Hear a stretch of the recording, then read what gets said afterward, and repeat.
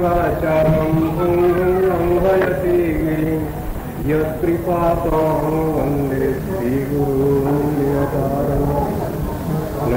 महावदन्याय कृष्ण प्रेम प्रदायते कृष्णाय कृष्ण चैतन्य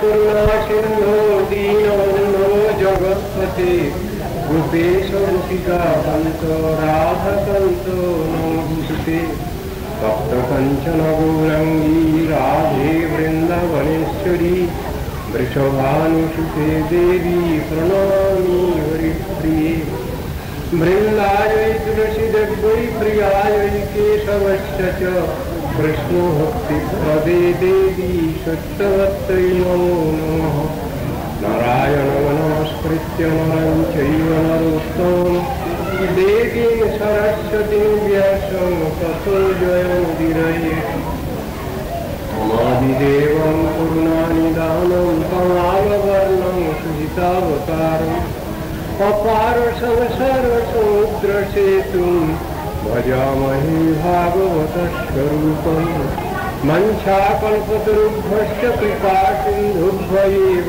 च पतितानां पावनेभ्यो वैष्णवेभ्यो नमो नमः। हरे कृष्ण कृष्ण कृष्ण हरे हरे हरे राम राम राम हरे हरे। তার হাতে অনেক অস্ত্র আয়ুধ সমূহ,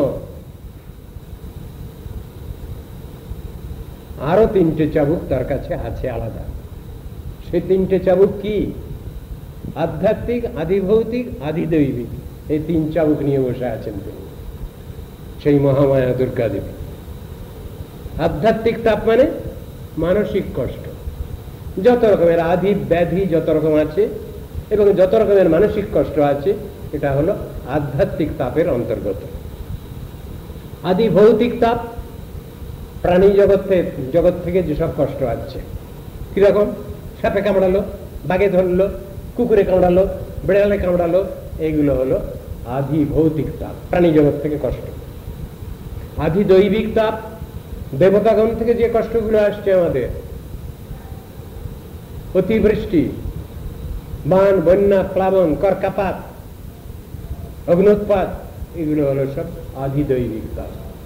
তো যত রকম কষ্ট পাচ্ছি আমরা এই সংসারে, সব কষ্টগুলোকে এই তিন ভাগে ভাগ করা হয়েছে। তা মহামায়া দুর্গা দেবী এই তিনটে চাবুক নিয়েও বসে আছে। আমরা যদি কখনো ভুলেও যদি সেই ভগবানের কাছে যেতে চাই, তাহলে আমাদের বাহাদুরি আছে। বিচারগুলো শাস্ত্রে দেওয়া আছে। শিক্ষা তো অনেক রকমের হয়, দেখে শেখা আর ঠিকে শেখা। দেখে যারা শিখতে পারি আমরা, তাদের সময় কম লাগে, আর যাদের অপরের দুঃখ কষ্ট দেখে শিক্ষা হয় না, তাদের ঠিকে শিখতে হবে, সময় বেশি লাগবে। আইনেতে এইগুলো বলা আছে। সাধন ভজন আমরা করব ভগবানের, মালিকের। ভজন শব্দটার ব্যাখ্যা দেওয়া হয়েছে শাস্ত্রে, ভক্তিরস্য ভজনম, ভগবানের সেবা, ভগবানের উপাসনা, এই ব্যাখ্যা দেওয়া হয়েছে। কোন কর্মচারীর সেবা, কর্মচারীর উপাসনা, একথা কোথাও বলা হয় না। যত দেব দেবী আছেন এরা সব কর্মচারী, কর্মচারিণী, সেই কথা শাস্ত্রে বলা আছে, গীতা ভাগবত। ভজন্তি যে যথা দেবান দেবা অপি তথৈব তান ছায়েব কর্মসচিবা সাধব দীনবৎসলা ছায়েব কর্মসচিবা। এই সব দেব দেবীগণ এরা হচ্ছেন সব কর্মসচিব, কর্মচারী, কর্মচারিণী, সে কথা বলা হয়েছে। আমি কি কর্মচারী কর্মচারিণীকে ভগবান বলবো, মালিক বলবো না? কখনো মালিককে বলে ফেলবো কর্মচারী কর্মচারিণী, দুটোই ভুল থিওরি। আমি মালিককে মালিক বলবো, কর্মচারীকে কর্মচারী বলবো, এইটাই হলো বাস্তব সত্য কথা। উল্টো পাল্টা বললে তো হবে না। জীব বা জীবাত্মা কোনদিন ভগবান হতে পারে না, পারবে না, সম্ভব নেই। কিন্তু আজ এই নিয়ে এই দুনিয়ায় ঠেলাঠেলি সব, যেটা কোনোদিন হবে না তাকে কি করে মেনে নেওয়া যাবে? একটা কাক, সে হতে গিয়েছিল ময়ূর। জানেন আপনারা, বাচ্চা বয়সে গল্প পড়েছিলাম, সব ময়ূরের পাখনা লাগিয়ে একটা কাক ময়ূর হতে গিয়েছিল। শেষকালে কাকের দলেও তাকে নিল না, আর ময়ূরের দলে গেলে তারা টুকরে টুকরে তার পাখনাগুলো সব ছাড়িয়ে দিল। মাংসপিণ্ড একটা, কোন দলেই মিশতে পারল না সে। তা করলে তো হবে না।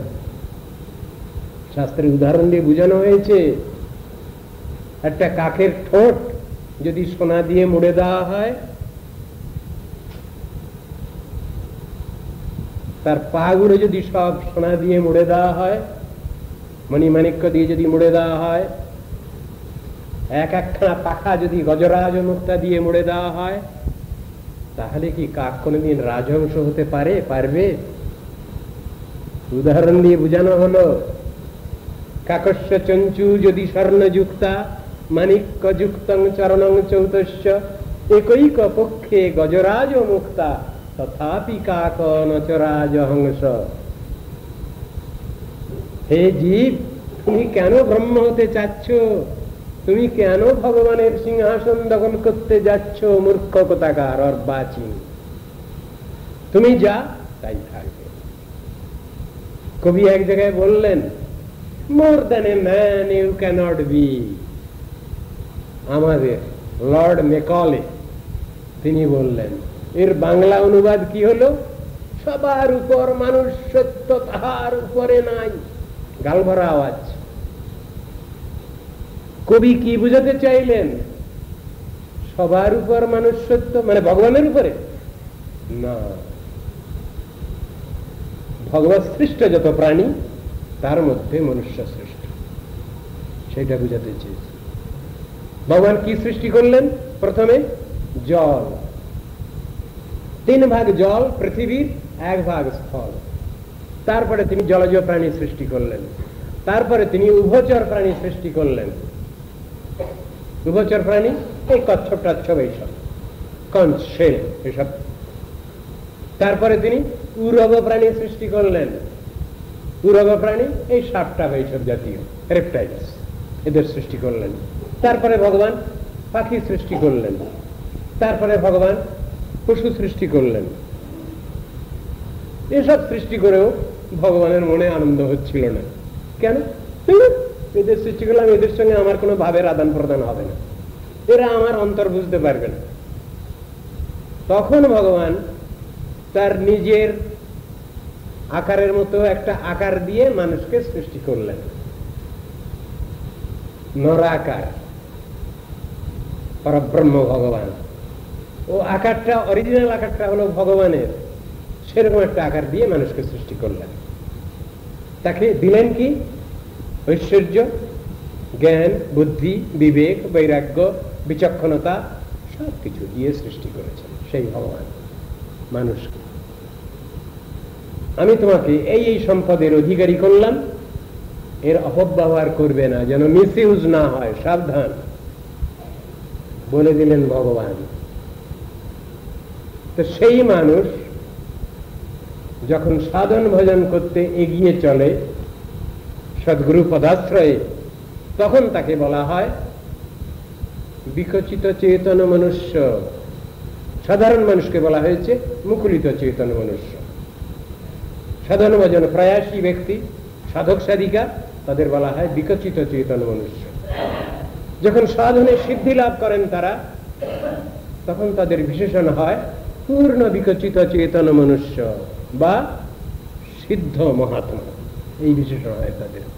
সুতরাং মানুষ বললেই তো হবে না, তার ভিতরে তো গ্রেডেশন আছে, তার ভিতরে তো অধিকার বিচার আছে, সব সমান না, ক্লাসিফিকেশন আছে।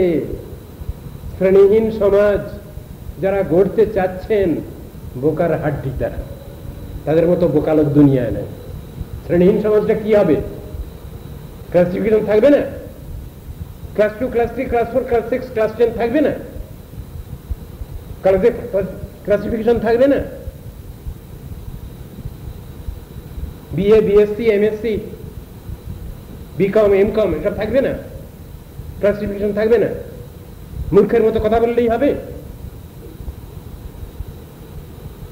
যারা অনার্স নিয়ে পড়ছে, সাধারণ ছেলে মেয়ের থেকে তারা নিশ্চয়ই বাহাদুরি আছে তাদের।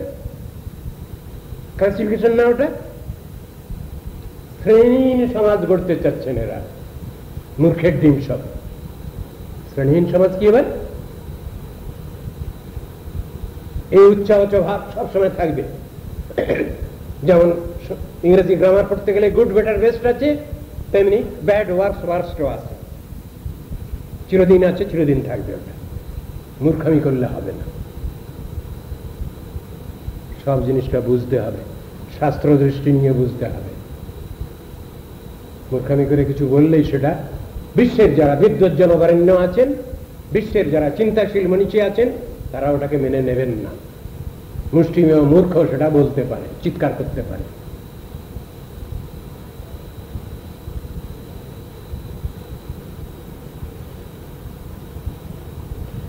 এসব শ্রেয় আধৎস গোপ গোকুল নন্দন অনেন সর্বদুর্গানি জীবমঞ্জস্তরিষ্যত।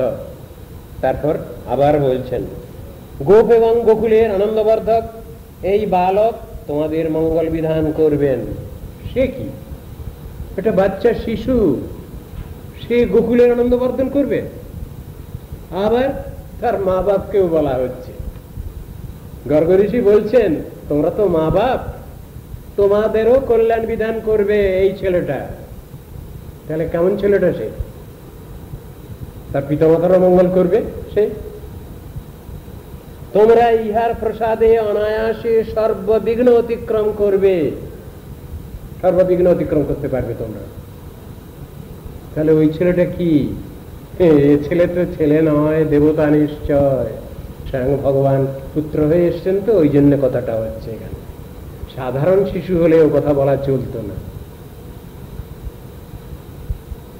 ঘুমিয়ে আছে শিশুর পিতা, সব শিশুরই অন্তরে। শিশুর পিতা ঘুমিয়ে আছে শিশুর মধ্যে, কিন্তু শিশু ইজ ইকুয়াল টু পিতা, এ কথা যদি বলি তাহলে অঙ্ক কষা ভুল হবে।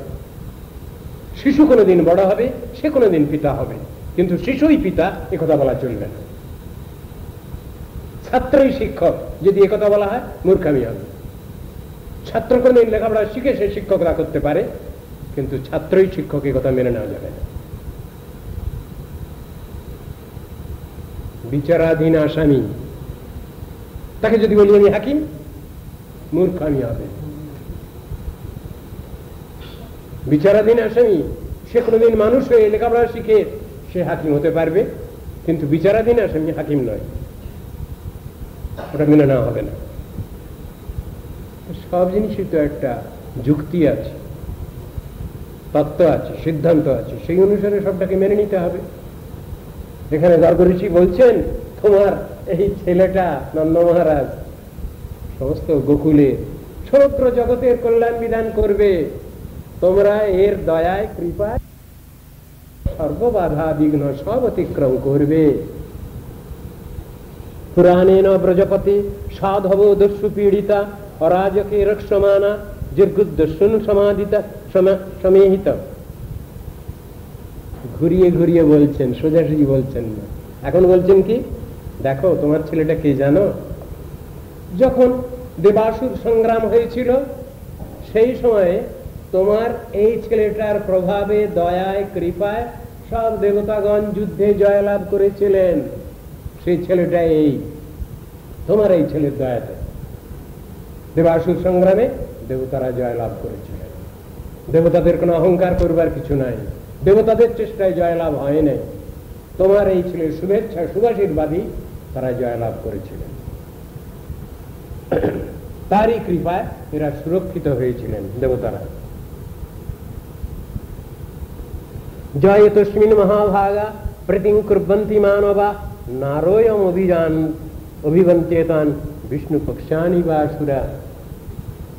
অসুরগণ যেমন বিষ্ণুপক্ষীয় ভক্তগণকে পরাজয় করতে পারে না, তদ্রূপ যে সকল পরমভাগ্যবান মানব তোমার এই ছেলের প্রতি প্রতিযুক্ত হবেন, একে ভালোবাসবেন, কংসাদিন ন্যায় বাইরের যত শত্রু আছে তারা কেউ কিছু করতে পারবে না। যদি এই ছেলে সহায় থাকে তাদের। ভগবান যার সহায় আছে তার আবার অসুবিধা কি? রাখে হরি মারে কে? ভগবান যার সহায়। তৈ প্রসন্নে কিমিহা পরের্ন তজ্জ প্রসন্নে কিমিহা পরের্ন। ভগবান যদি আমার সহায়, ভগবান যদি আমার সাহায্যকারী, আমার তো কোনো ভয় নাই। ভগবান যদি প্রসন্ন তাহলে সব ঠিক আছে। ভগবান যদি আমার প্রতি অপ্রসন্ন, আমার আর কিচ্ছু নাই। এই জন্য শাস্ত্রকার বললেন অরির মিত্রম বিসংপত্তম অধর্মম ধর্মমুচ্যতে সুপ্রসন্নে ঋষিকেশে বিপরীতে বিপর্যয়। বুঝতে পেরেছি? অরির মিত্রম, ঘন্টা পড়েছে। আমার যদি কেউ শত্রু থাকে, থাকো, সেই শত্রু আমার পরমমিত্র হয়ে যাবে। বিসংপত্তম, আমাকে যদি কেউ বিষ খেতে দেয়, আমি যদি সেটা ভগবানে নিবেদন করি, সেই বিষ অমৃত হয়ে যাবে। অধর্মম ধর্মমুচ্যতে, সাধারণ মানুষ দেখছে যে এটা যেন অধর্ম, এটা যেন দুর্নীতি, সেটা সন্নীতি হয়ে যাবে, সেটা সদ্ধর্মে রূপান্তরিত হবে। সুপ্রসন্নে ঋষিকেশ, ভগবান যদি আমার প্রতি প্রসন্ন হন, বিপরীতে বিপর্যয়, ভগবান যদি আমার প্রতি অপ্রসন্ন, সব গেল, গোল্লায় গেল, কিচ্ছু থাকলো না। সেজন্য ভগবত প্রতিকামনায় আমাদের এই সংসারে বাস করতে হবে। আমরা সব রকম ধর্মের কর্ম করব, দৌড়ঝাঁপ করব, শারীরিক মানসিক পরিশ্রম করব, কোনোটাই আপত্তি নাই, কিন্তু ভগবানকে বাদ দিয়ে নয়, ঈশ্বর চিন্তা বাদ দিয়ে নয়, নীতি আদর্শ বাদ দিয়ে নয়, এটাকে নিয়েই চলব, তাহলে সবটার মূল্যায়ন আছে। ভগবানকে বাদ দিয়ে নয়, ধর্মকে বাদ দিয়ে নয়, সেই শিক্ষাই এখানে দিচ্ছে। তস্মাৎ নন্দায় নন্দাত্মজোয়ংতে নারায়ণ সমো গুণৈ ক্রিয়া কীর্তানুভাবেন গোপয়স্য সমাহিত। সর্বশেষ উপদেশ গর্গ ঋষির। নারদ গর্গ ঋষি বলছেন নন্দ মহারাজকে, শোনো নন্দ, আমি শেষ কথা তোমায় বলছি এখানে। কি? অতএব হে নন্দরাজ, তোমার এই যে পুত্র, রূপে গুণে শ্রী কীর্তিতে প্রভাবে তিনি সাক্ষাৎ নারায়ণ তোমার ঘরে এসেছেন, জেনে রেখে দিও। ছেলে তোমার বটে, এতে সন্দেহ নাই, কিন্তু স্বয়ং ভগবান তোমার ঘরে এসেছেন বাৎসল্য স্নেহের বশীভূত হয়ে। তোমরা সমাহিত চিত্তে এই শিশুকে পালন পোষণ করবে, আদর যত্ন করবে, সব কিছু করবে, এর প্রতি শ্রদ্ধা ভক্তিও রাখবে। যারা তোমার এই ছেলেকে ভালোবাসবে তাদের কোনো বাধা বিঘ্ন থাকবে না এই সংসারে, তাও বলে দিচ্ছি। এই বলে গর্গ ঋষি নিরস্ত হলেন। আমার আচার্যের দোষ নাহি, ঈশ্বর আজ্ঞা হইল, অতএব কল্পনা করি নাস্তিক শাস্ত্র হইল।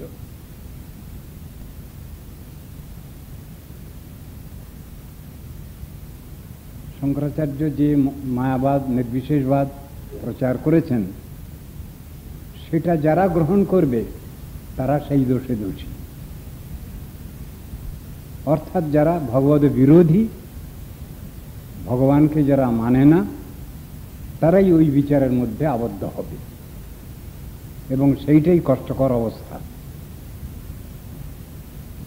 সেই জিনিসটাকে নিশ্চয়ই ভালো বলা হয়নি। মায়াবাদকে বলা হয়েছে মেঘ। সূর্য উদিত, কিন্তু মেঘাবৃত হচ্ছে যখন, তখন সূর্যের কিরণ আমরা দেখতে পাচ্ছি না, সূর্যের বাস্তব সত্তা আমরা অনুভব করতে পারছি না। তা মায়াবাদকে মেঘের সঙ্গে তুলনা করা হয়েছে।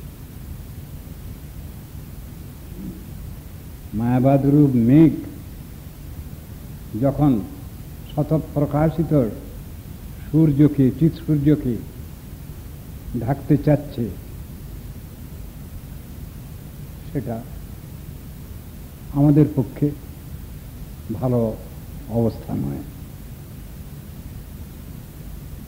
জগতের ভাগ্যে ভগবানের বিভূতি নয়, ভগবানের পূর্ণ প্রকাশ আমাদেরই কাম্য বিশেষভাবে। তো মায়াবাদ এমনই জিনিস, শত শত রূপেতে সে তার বিভিন্ন নাস্তিক্য দিক দেখিয়ে দেয় এবং নাস্তিক্যভাবে আমাদের উল্টো দিকে টেনে নিয়ে যায়। চিজ্জড় সমন্বয়বাদ একটা মায়াবাদেরই অংশ, জীব ব্রহ্মিকবাদ মায়াবাদের একটা অংশ।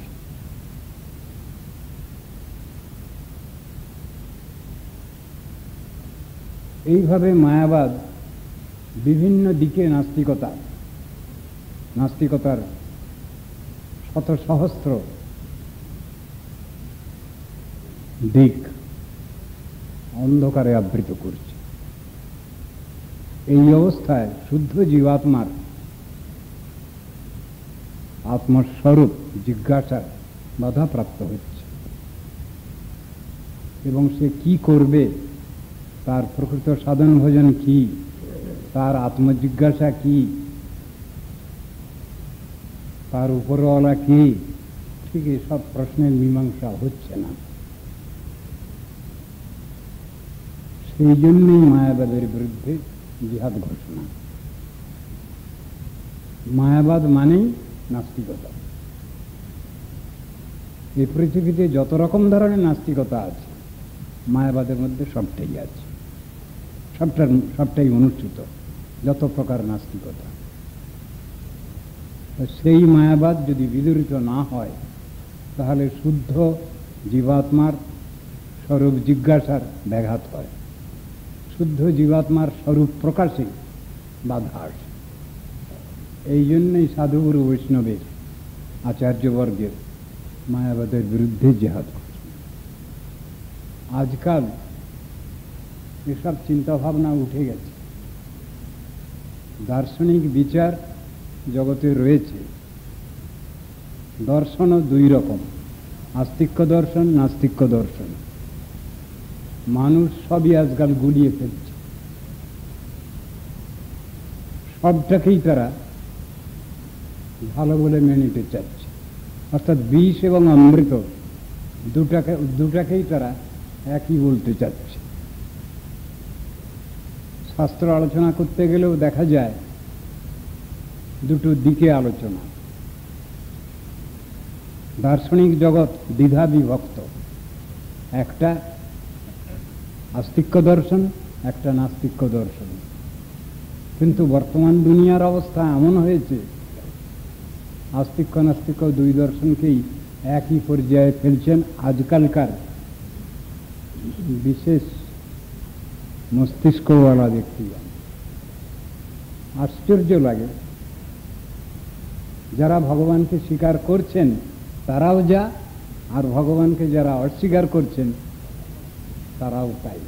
এই কথা বর্তমান নাস্তিক্য দর্শন জগৎ দেখাতে চাচ্ছেন, কিন্তু থিওরিটা সম্পূর্ণই ভুল।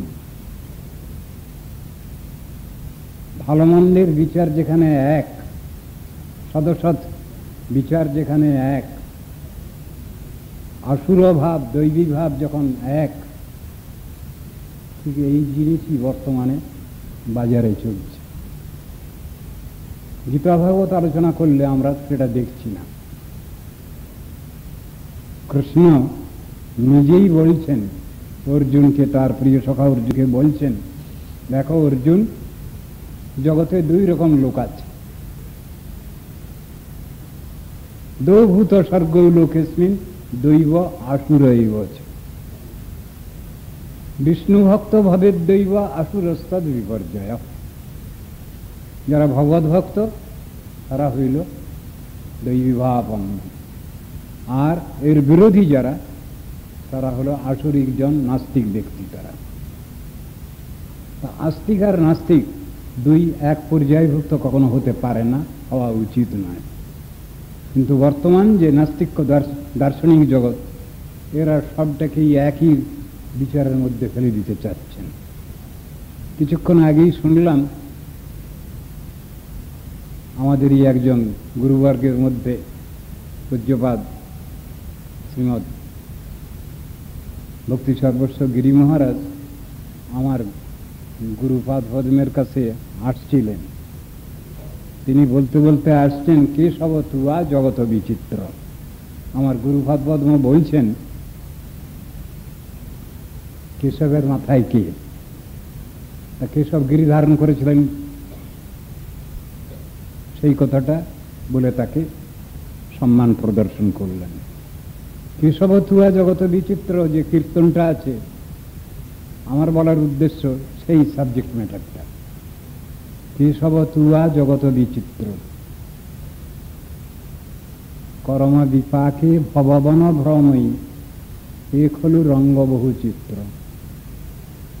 নাস্তিক্য দর্শনের কথাগুলো বলে যাচ্ছেন ওই কীর্তনের মধ্যে। কপিল পতঞ্জলি গৌতম কণভোজী, জৈমিনী বৌদ্ধ আওয়ে ধায়, সবু বঞ্চক তুয়া ভক্তি বহির্মুখ, ঘটাবে বিষম পরমাদ। ভালোভাবে কিন্তু নিতে পারেননি পদকর্তা। বলছেন এরা জগৎ বঞ্চক, জগৎকে বঞ্চনা করছেন, জগৎকে প্রকৃত শিক্ষা থেকে বঞ্চিত করেছেন।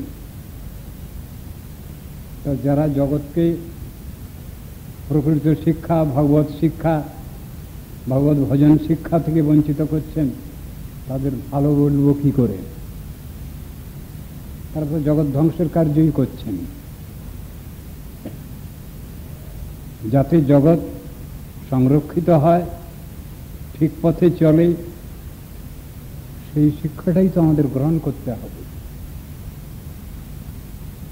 জগতে আস্তিক নাস্তিকের সমান কি একই হবে? ভালো মন্দের বিচার থাকবে না? সৃষ্টি আর ধ্বংস দুটো একই হবে?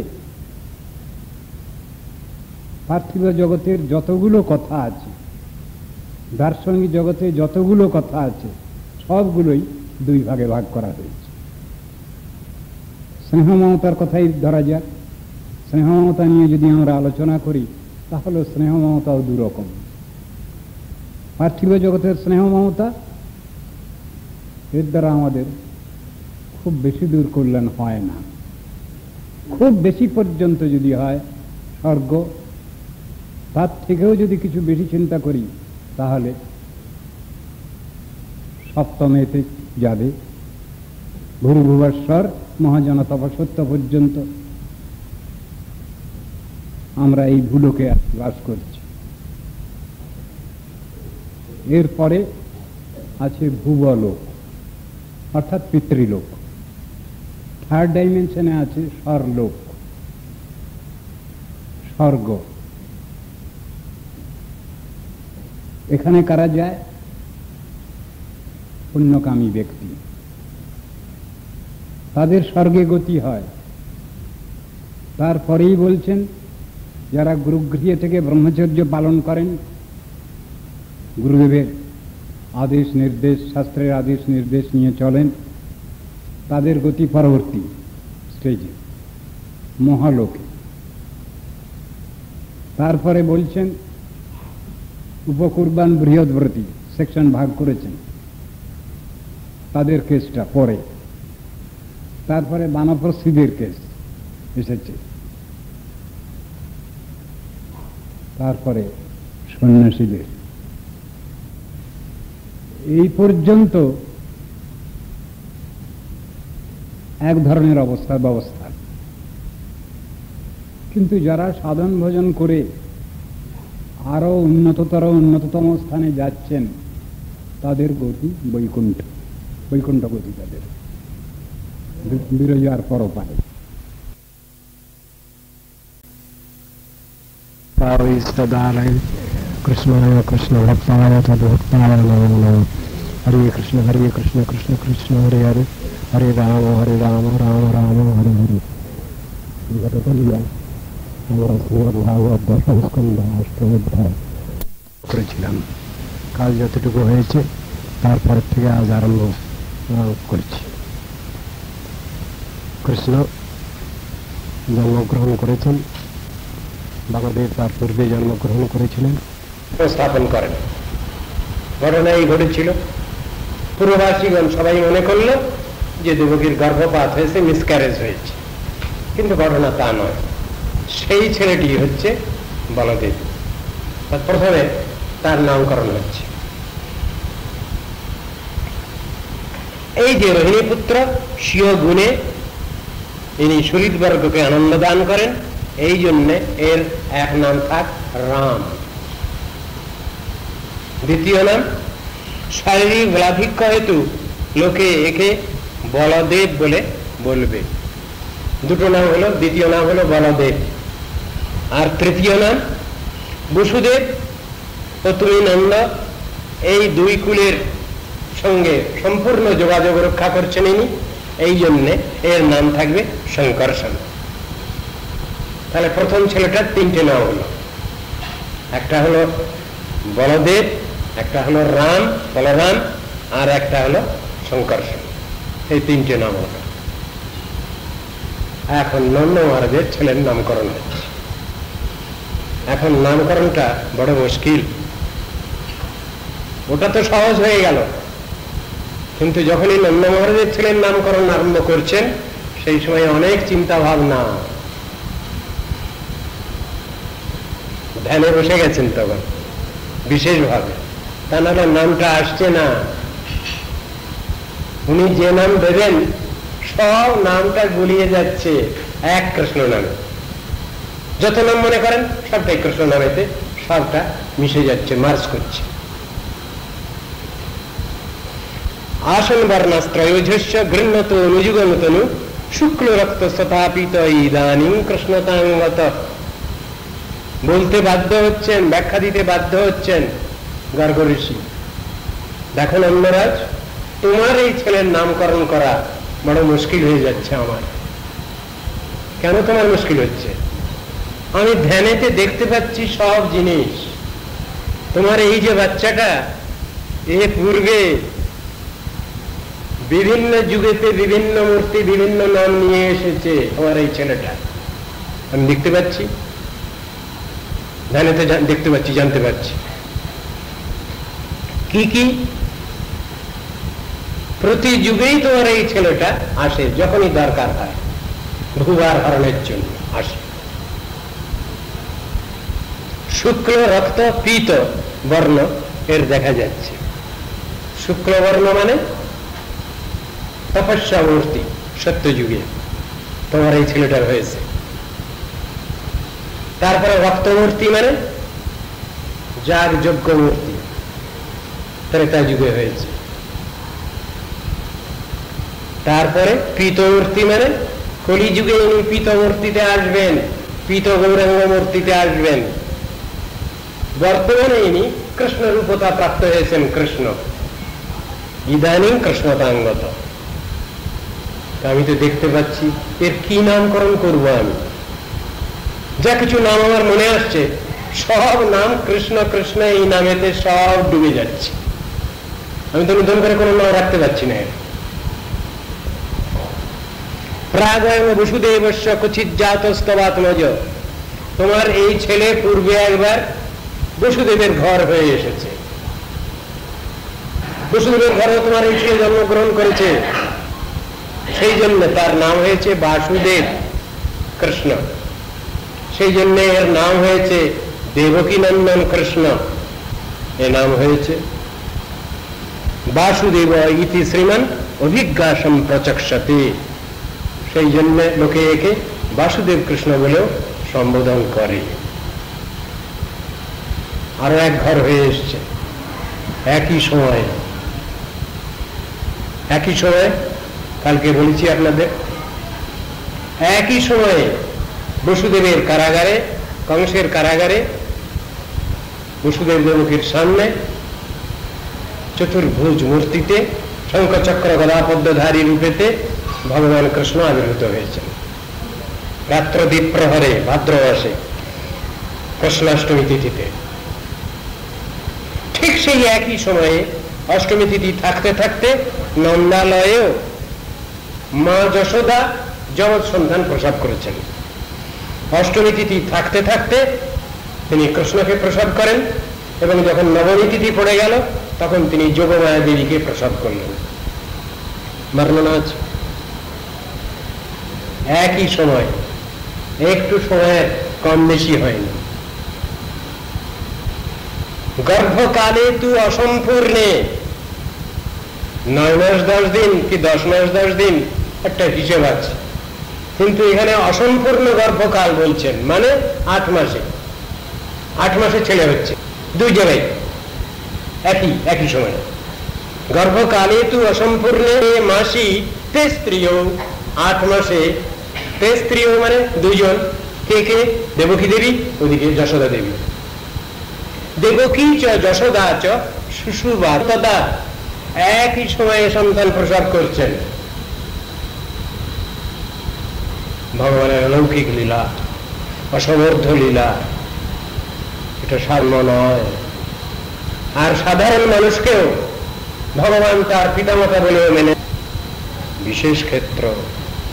কোটি কোটি জন্ম তপস্যা করেছেন, কোটি কোটি জন্ম তপস্যা করেছেন মা যশোদা আনন্দ মহারাজ। এর সৌভাগ্যের কথা শাস্ত্র বর্ণনা করে শেষ করতে পারছেন না, এই ভাগবতী রয়েছে। অহোভাগ্যম অহোভাগ্যম নন্দ গোপ ব্রজৌকসম জন্মিত্রং পরমানন্দম পূর্ণ ব্রহ্ম সনাতনম। নন্দ যশোমতীর ভাগ্যের প্রশংসা করছেন। এরা কি করেছিলেন, কি তপস্যা করেছিলেন, যারা স্বয়ং ভগবানকে পুত্র রূপে লাভ করেছেন। তাদের ঘরে হামাগুড়িতে বারান্দায় হামাগুড়ি দিয়ে বেড়াচ্ছেন পরব্রহ্ম ভগবান পুত্র রূপে। কি ভাগ্য এদের, সেই ভাগ্যের প্রশংসা করছেন। নন্দা কিম করত ব্রহ্মণ শ্রেয় মহোদয়ম যশোদা বা মহাভাগা পভৌজস্তনং হরি। নন্দ মহারাজ এমন কি পুণ্য করেছিলেন, এমন কি তপস্যা করেছিলেন যে স্বয়ং ভগবান তাকে বাবা বাবা বলে ডাকছেন। আর মা যশোমতী বা এমন কি পুণ্য করেছিলেন যে ভগবান তাকে মা মা করে ডাকছেন, তার স্তন্যপান করছেন। সৌভাগ্যের কথা। এই সৌভাগ্য কেউ লাভ করেনি। বলে কে কে লাভ করেনি? বলে স্বয়ং ভগবানের অঙ্কশায়িনী লক্ষ্মী দেবী, শঙ্কর শিব, শিবানী, ব্রহ্মা ব্রহ্মানী, এরা কেউ সেই সৌভাগ্য লাভ করেন। যে সৌভাগ্য লাভ করেছেন গোপিকা যশোদা বলছেন। সুতরাং যেগুলো বুঝতে হবে আমাদের, ভগবান যাদের পিতামাতা বলে মানছেন তাদেরই জমার ঘর বা কতটা, কেমন জমার ঘর থাকলে তবে ভগবান তাদের পিতামাতা বলে মানছেন, তাদের প্রেমে বশীভূত, বাৎসল্য প্রেমে বশীভূত ভগবান, তাই তাদের পিতামাতা বলে মেনে নিয়েছেন। বসুদেব দেবকীর বেলায় ঐশ্বর্য ভাব আছে, প্রমাণ পাওয়া যায় কিছু। হ্যাঁ, এই ভাগবত আলোচনা করলে দেখা যাবে যখন এই কৃষ্ণ বলদেবের কিছু অলৌকিক ভাব দেখছেন তখনই বসুদেব দেবকী হাত জোড় করে ফেলছেন। মা বাপ কি আবার ছেলের কাছে আবার হাত জোড় করে নাকি? ছেলে যদি অন্যায় করে তাকে শাসন করা হয়। আর বসুদেব দেবকী যখনই কৃষ্ণের বলদেবের ঐশ্বর্য দেখছেন তখনই সঙ্গে সঙ্গে উনি হাঁটু করে হাত স্তব করছেন। এই বহু জায়গায় বর্ণনা আছে। তার মানে ঐশ্বর্যপর ভাব মিশ্রিত বসুদেব দেবকীর মধ্যে, সেই জন্যই তো হাত জোড় করছেন। কিন্তু মা যশোদা ছেলে যখনই কিছু দুষ্টুমি করছে আর রেহাই নেই, অমনি লাঠি, একেবারে লাঠি পেটা করবো তোমায়। কখনো কখনো কানটা ধরে মলে দিচ্ছেন। নিশ্চেষ্ট ভগবান, সব কিছু স্নেহ বাৎসল্যের শাসন সব মেনে নিচ্ছেন তিনি, নিজের যেন কোনো ক্ষমতা নেই। সর্বশক্তিধর সর্বশক্তিমান ভগবান বাৎসল্য স্নেহের কাছে ঋণী হয়ে গেছেন। তিনি রাজ্য করে আছেন, ভয় জড়ো সড়ো। মা লাঠি নিয়ে মারতে যাচ্ছেন, তখন কান্নাকাটি আরম্ভ করে দিয়েছেন। বিশুদ্ধ বাৎসল্য স্নেহের এই হলো পরিণতি। মা যশোদা এবং নন্দ মহারাজের ওই অধিকার। হও না কেন তুমি ভগবান, তুমি যখন আমার ছেলে হয়ে এসেছো, তখন দুষ্টুমি করলে শাসন তোমাকে করবই, আমরা করব, শুনব না। হতে পারো তুমি ভগবান, কিন্তু বসুদেব দেবকীর বেলায় ও কথা নাই। হাত জোর জড়সড়। মা যশোদার কাছে নন্দ মহারাজের কাছে ওসব নেই, দুষ্টুমি করলেই মারবো, শাসন করব, স্নেহ করব, ভালোবাসবো, আবার শাসনও করব। দুটোই পাশাপাশি আছে। শাসন করা দাড়ি সাজে, সোহাগ করে যে। ছেলেকে খুব মারধর করছেন মা বাবা, স্নেহ যদি না থাকে, মমতা যদি না থাকে, তাহলে শাসন করা সাজবে না। যেহেতু তার মধ্যে স্নেহ মমতা আছে, সেই জন্য শাসন করবার অধিকারও তাদের আছে। দুটো পাশাপাশি, কোনোটাকে কোনোটা বাদ দিয়ে নয়। আমি কেবল সন্তানকে শাসন করব, স্নেহ মমতা নাই, চলবে না। আবার কেবল আমি স্নেহ মমতা করবো, শাসন করব না, তাও স্নেহের লক্ষণ নয়। দুটোই চাই পাশাপাশি। এটা শিক্ষা দেওয়া হয়েছে। বিশুদ্ধ বাৎসল্য স্নেহে এই জিনিসটা ভগবান স্বীকার করে নিয়েছেন নন্দ যশোদাকে পিতামাতার রূপে।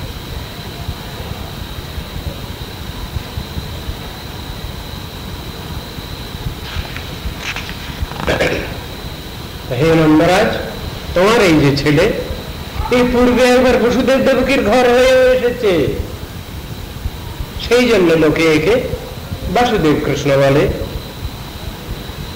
দেবকী নন্দন কৃষ্ণ বলে। বহুনি সন্তি নামানি রূপানি চ সুতস্যতে গুণ কর্মান্যনুরূপানি তান্নহং বেদনৌজনা। কি বলবো নন্দরাজ, তোমার এই ছেলের কত নাম জানো? অল নাম অন্ত না পাইয়া। স্বয়ং অনন্তদেব তিনিও অনন্ত ছেলের গুণগান করে শেষ করতে পারেন না, তাই তিনি এর নাম রেখেছেন অনন্ত। আমি কি জানি এই ছেলের মহিমা, আমি কি জানি? তিনি যতটুকু জানিয়েছেন কৃপা করে আমাকে, কিছু আমি অবগত আছি তোমার ছেলের মহিমা, কিছুটা, তাও তারই কৃপাতে, তোমার ছেলের কৃপাতেই আমিও খানিকটা অবগত আছি তার মহিমা মাহাত্ম্য। তোমার এই ছেলে অনন্ত লীল, অনন্ত নাম তার। অনন্ত নামের ভিতরে কত নাম ধরা পড়েছে অন্তত শাস্ত্রে জানা আছে আপনাদের না? অন্তত সহস্র নাম, বিষ্ণু সহস্র নাম স্তোত্রম আপনারা পড়ে থাকবেন, বাজারে পাওয়া যায়, পড়বেন। যেমন শ্রীকৃষ্ণের ৭৮ শতনাম আছে, ওই রকম রাধারও আছে ৭৮ শতনাম আছে। আর বিষ্ণু সহস্র নাম স্তোত্রম, গোপাল সহস্র নাম স্তোত্রম বাজারে পাওয়া যায়, পড়ে দেখবেন। তার ভিতরে ভগবানের মুখ্য নাম এবং গৌণ নাম দুরকম আছে। গৌণ নাম কিরকম? জগৎপাতা, জগদীশ্বর, এইরকম নামগুলো। আর মুখ্য নামগুলো কৃষ্ণ, গোবিন্দ, মুকুন্দ, মুরারি, শ্রীহরি, এইরকম সব নামগুলো হলো মুখ্য নাম। এখন যদি প্রশ্ন করেন আপনারা, তাহলে কোন নাম করবো আমরা? যে কোনো নাম করলে হবে না? তা হবে না। এটা খেয়াল খুশির ব্যাপার নয়, শাস্ত্রতে নির্দেশ আছে। কোন নাম জপ করবো? তাহলে আমরা নাম জপ করবো আমরা ভগবানের নাম। ভগবানের নাম করবো? বলে হ্যাঁ। কোন নাম? মুখ্য নাম। গৌর নাম জপ করলে পরে সময় লাগবে অনেক বেশি, তো যাতে সময় বেশি লাগবে সেটা কি করে আমরা সময় করব কি করে? সেই জন্য বলছেন মুখ্য নাম জপ কর। মুখ্য নাম জপ করলে অল্প সময়েতে ফলটা মিলবে, শাস্ত্রে সেই উপদেশ করা আছে। মুখ্য নাম। প্রশ্ন হয়েছে এক সময়, দেবী প্রশ্ন করছেন, পার্বতী দেবী শিব ঠাকুরের কাছে প্রশ্ন করছেন, আচ্ছা তুমি আর আমি কোথা থেকে এলাম? শিবানী প্রশ্ন করছেন শিব ঠাকুরের কাছে, তুমি আমি এলাম কোথা থেকে? শিব ঠাকুর বলছে, কেন তুমি জানো না এটা? না আমি ঠিক জানি না, তুমি আমায় বলে দাও। তখন শিব ঠাকুর বলছেন, তেনৈব হেতুভূতেন বয়ং জাতা মহেশ্বরী কারণং সর্বভূতানাং স এক পরমেশ্বর। সেই পরম হেতুভূত সর্ব কারণ যে ভগবান, তার থেকেই তুমি এবং আমি জন্মগ্রহণ করেছি, উৎপত্তি লাভ করেছি। কে তিনি? তার পরিচয় কি? তখন শিব ঠাকুর বলছেন, ঈশ্বর পরম কৃষ্ণ সচ্চিদানন্দ বিগ্রহ অনাদিরাদির গোবিন্দ সর্বকারণ কারণম। ও বুঝলাম। আচ্ছা আচ্ছা, কার উপাসনা করবো আমরা? দেবী আবার প্রশ্ন করছেন শিব ঠাকুরের কাছে, কে পরম উপাস্য, কার উপাসনা আমরা করব? শিব ঠাকুর আবার বলছেন, আরাধনানং সর্বেশম বিষ্ণুর আরাধনা পরম।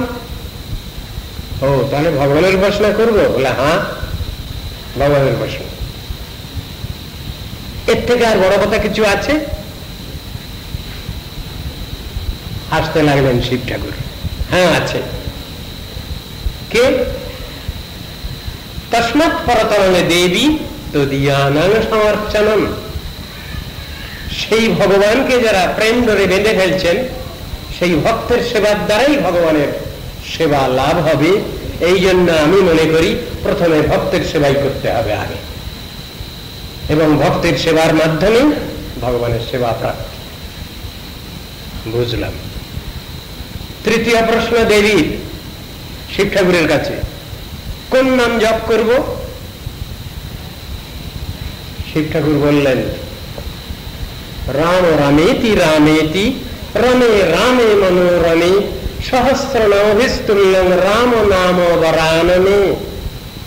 হে বরাননে শিবানী, তুমি রাম নাম করো। শিবানী তখন রাম রাম রাম রাম জপ করতে লাগলেন। শিব ঠাকুর বললেন, এর থেকেও সংক্ষিপ্ত ব্যবস্থা আছে, এর থেকেও সংক্ষেপ ব্যবস্থা আছে? বলে হ্যাঁ। তা বলো, তুমি বলে দাও। তখন বলছেন, সহস্র নামনাং পুণ্যানাম ত্রাবৃত্তাতু যৎফলম एको বৃত্তাতু কৃষ্ণস্য নামৈকং তৎপ্রযচ্ছতি। সহস্র বিষ্ণু নামের সমান এক রাম নাম, 3 রাম নামের সমান এক কৃষ্ণ নাম। সুতরাং তোমার যখন সময় সংখ্যা